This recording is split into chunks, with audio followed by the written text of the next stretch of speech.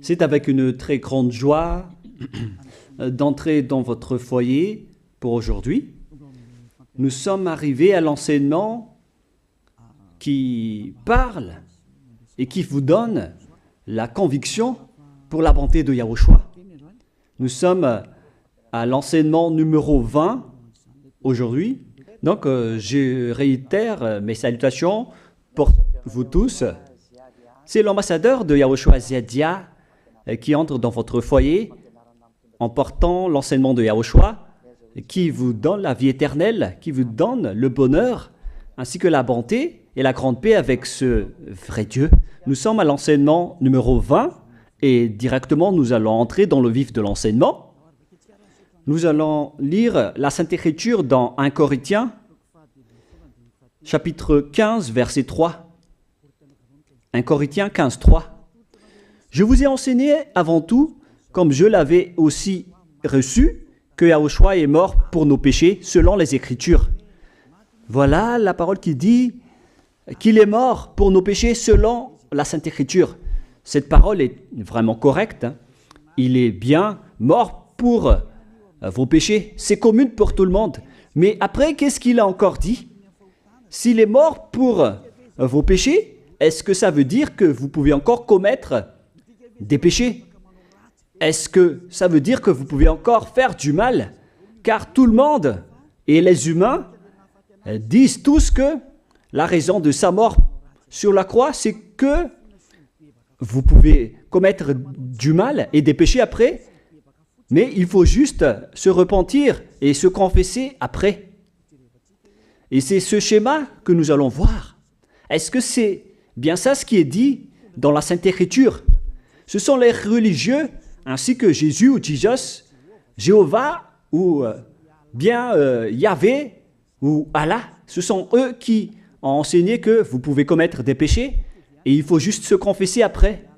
C'est pourquoi je vous dis que le Dieu Allah, Jéhovah, Yahvé et Jesus, ils sont tous pareils. Ils sont dans un même groupe.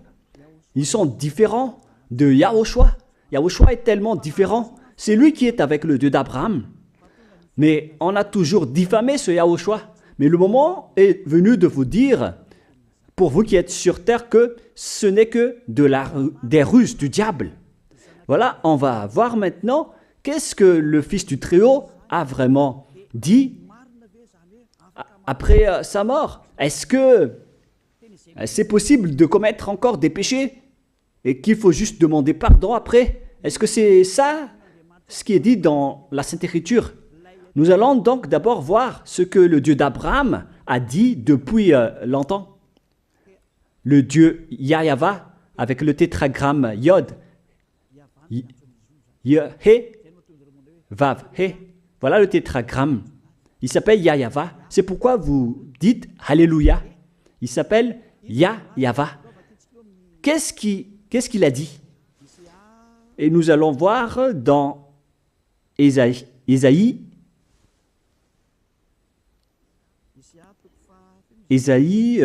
quel chapitre déjà? Ésaïe, chapitre 59, versets 1 et 2. Nous allons partir de cette parole du prophète, car on doit toujours se référer aux paroles des prophètes anciens. Non, la main de Yahva n'est pas trop courte pour sauver, ni son oreille trop dure pour entendre.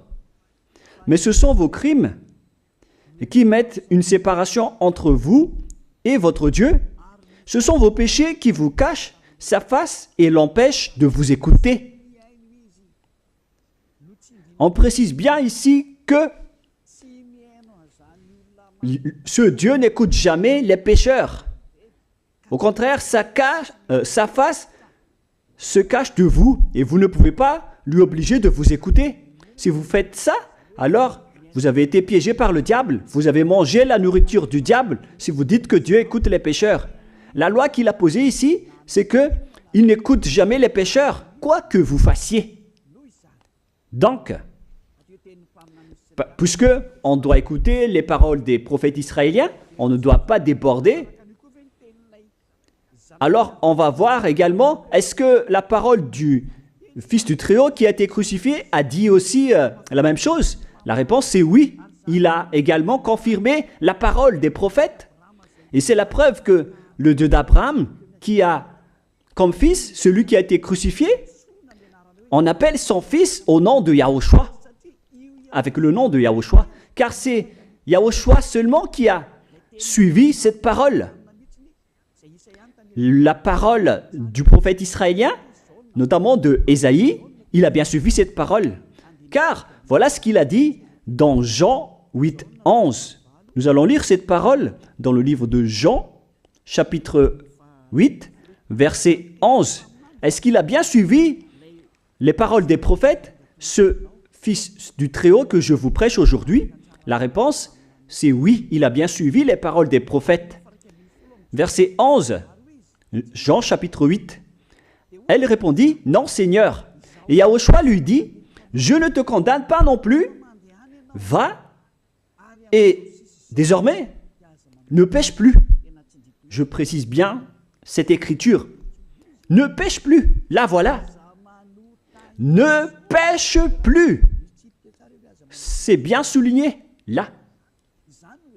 C'est-à-dire que, selon la parole du Fils du Très-Haut, il a bien précisé, va et désormais, c'est-à-dire à partir de maintenant, ne pêche plus. La question se pose, est-ce que vous avez bien vénéré le Fils du Très-Haut, vous qui dites que vous êtes obligé de pécher, vous qui dites que c'est impossible de ne plus jamais commettre des péchés? Mais moi je vous dis que les anciens prophètes israéliens ont déjà dit que Dieu n'écoute pas les pécheurs. Et Yahushua, le prophète israélien aussi, il a exigé, celui qui a été crucifié, il a exigé, ne pêche plus. Voilà, de deux. Et troisièmement, nous allons en Jean 5,14. Nous allons aussi lire Jean 5,14.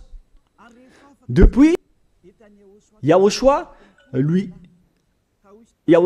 trouva dans le temple et lui dit, voici, tu as été guéri.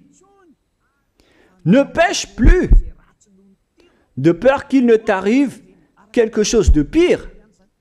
Il l'a encore précisé selon le livre des anciens prophètes, selon la parole des anciens prophètes, qui ont également dit « ne pêche plus ». Il l'a encore bien précisé ici, avec la parole « ne pêche plus » que nous allons revoir, encore une fois, où il est déjà passé. Nous allons revenir encore une fois avec cette parole pour que les gens voient bien dans Jean 5,14. Voilà.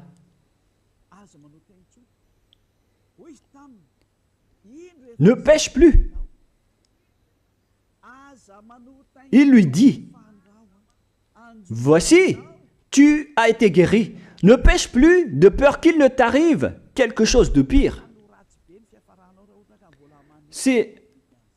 Ça va être encore plus pire pour vous à la fin si vous commettez encore des péchés. Ça va être dangereux pour vous si vous dites que vous devez encore pécher. Car le Fils du Très-Haut, il a bien précisé qu'il ne faut plus jamais pécher. Et c'est bien en accord avec la parole. Et après sa mort, les apôtres ont continué ses œuvres. Et qu'est-ce que les apôtres ont également dit? Nous allons remonter jusqu'à ce niveau. Qu'est-ce que les apôtres ont dit après la mort de Yahushua, lorsqu'il a été ressuscité et monté au ciel des cieux? Qu'est-ce que les apôtres ont dit? Est-ce que les apôtres ont changé cette idée? Et nous allons donc aussi voir la parole des apôtres dans Hébreux chapitre 10. Hébreux 10, 26, vous pouvez afficher directement. Car si nous péchons volontairement, vous alors qui dites que on doit toujours commettre des péchés, mais il faut juste se repentir à partir de vendredi, samedi et dimanche, réfléchissez, car la parole des apôtres précise bien ici que si nous péchons volontairement après avoir reçu la connaissance de la vérité, C'est-à-dire, après avoir connu qu'il y a eu quelqu'un qui a été crucifié pour toi, qui t'a sauvé, qui est mort pour toi. Si tu as connu tout ça, voilà donc la parole qui va avec. Il ne reste plus de sacrifice pour les péchés. Il n'y a plus de pardon pour vous. Mais une attente terrible du jugement et l'ardeur d'un feu qui dévorera les rebelles. C'est vraiment pire. C'est pas moi qui ai inventé ce danger. Hein. Il faut lire la Bible. Prenez votre Bible et lisez-la. Mais une attente terrible du jugement et l'ardeur d'un feu qui dévore. C'est un jugement atroce qui vous attend, ainsi qu'un ardeur d'un feu qui dévore les ennemis et les rebelles. Tout ça va vous dévorer et va vous anéantir. Voilà ce que ça veut dire. Moi, je vous dis, c'est ça ce qui vous attend. Vous allez devenir des ennemis. Les pécheurs, donc, deviennent des rebelles et des ennemis. Vous pouvez bien lire.